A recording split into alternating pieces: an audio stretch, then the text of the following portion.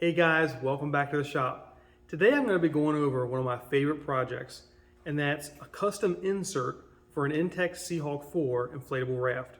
Now I had my whole family out on this raft this weekend, and I thought, man, this would be a great video for anybody who wants to get out on the water on a powered boat and doesn't want to spend a fortune doing it. Now the only problem is that I built this insert long before I ever started making YouTube videos, so I don't have any video of me building it. But I do have some pictures that I took along the way that I posted to Facebook when the project was done. So what I'm going to do is first go over the raft, then do a little slideshow on how I built the insert, and then we'll get into the video of me taking the raft out onto the lake so you can see how it runs.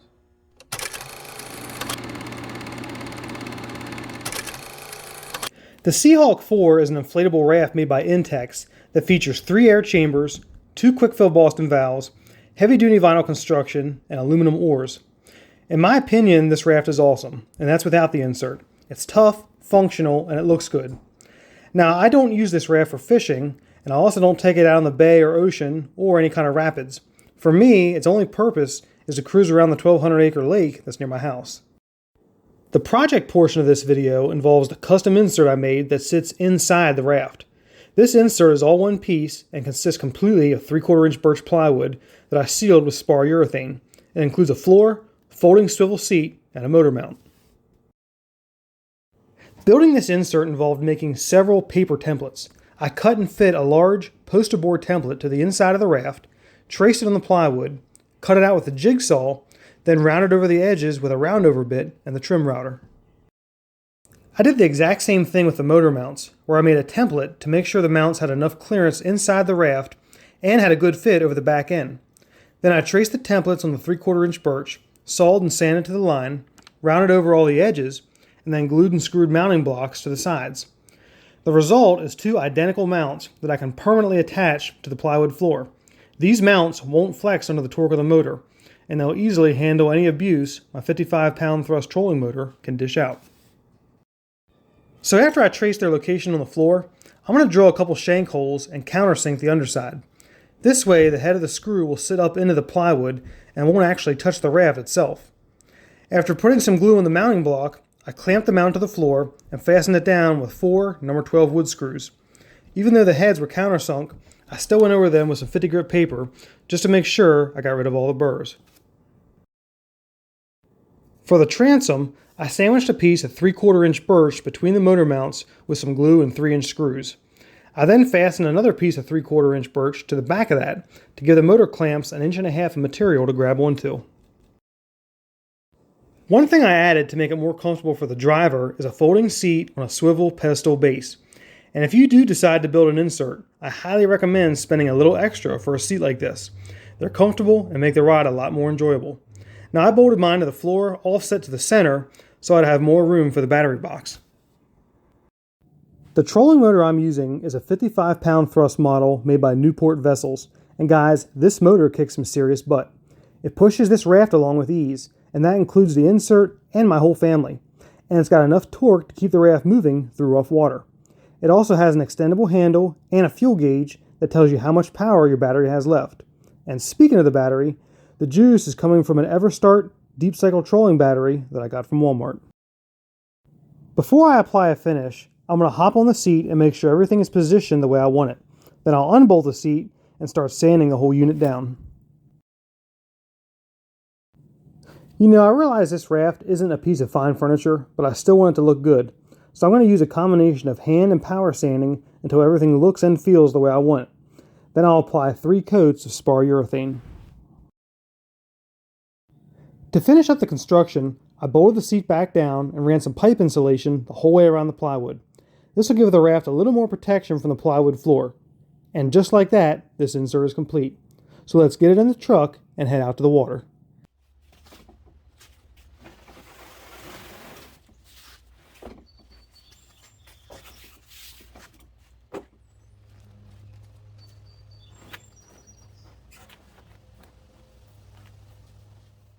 One thing I'm going to do is connect this circuit breaker to the battery. If the propeller gets tangled in weeds, this little guy will trip and shut the motor off, preventing it from burning out.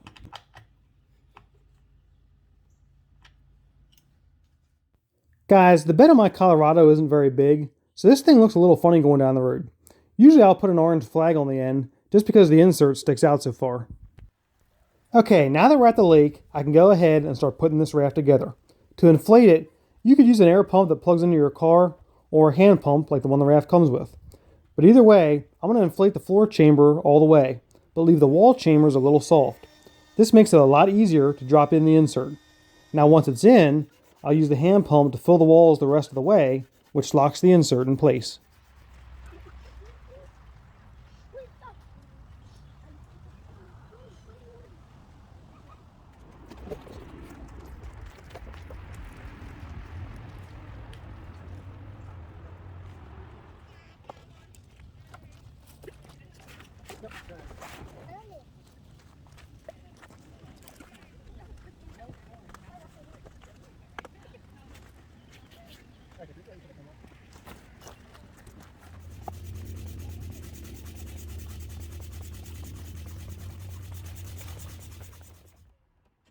Then we can drag the whole unit out to the water, clamp down the trolling motor, and connect the battery.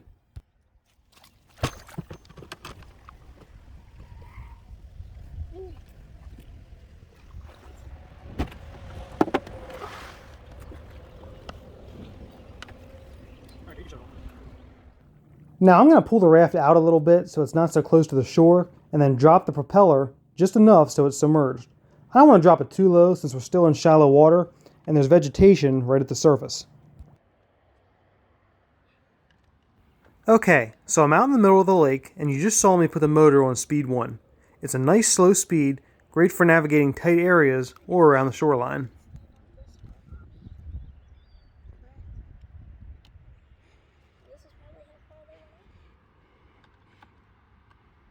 Speed number 2 isn't a whole lot faster. It's a little bit, but not much.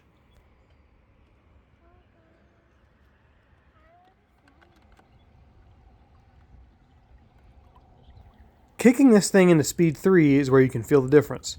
There's definitely a noticeable increase in speed, and the propeller is creating a wake.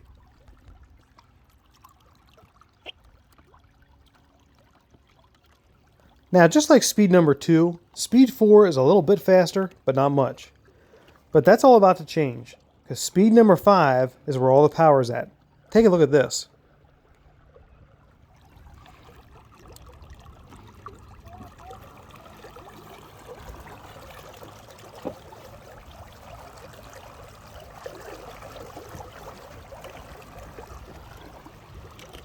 Guys, I'm not saying we're breaking any records here, but speed 5 gives you a big bump in speed, and a bump in general, as you can feel the torque of this motor push the raft.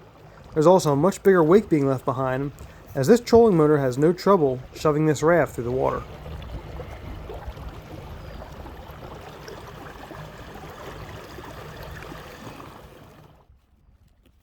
Another nice thing is this raft's maneuverability. It can easily turn within its own radius. One of the benefits of building a one-piece insert of 3/4 inch plywood is stability. We have 4 people in this raft, yet it doesn't feel like we're in something that's inflatable. It feels like a solid boat, and we're still way under the weight limit of 1,050 pounds.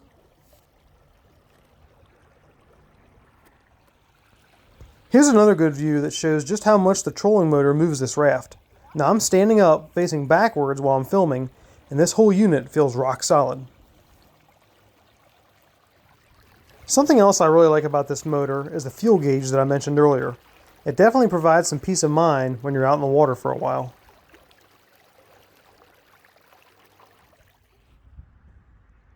You know, one of my favorite things to do in this raft is to get into the small coves the bigger boats can't fit in, because that's where you're going to see wildlife like this.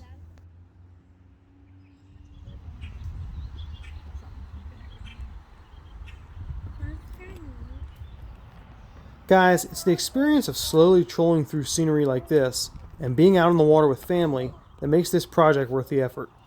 The environment alone makes you feel like you're living through a real-life version of the Jurassic Park river adventure ride at Islands of Adventures, without the dinosaurs. The vegetation along the riverbank and branches overhanging the water almost seem to transport you back in time.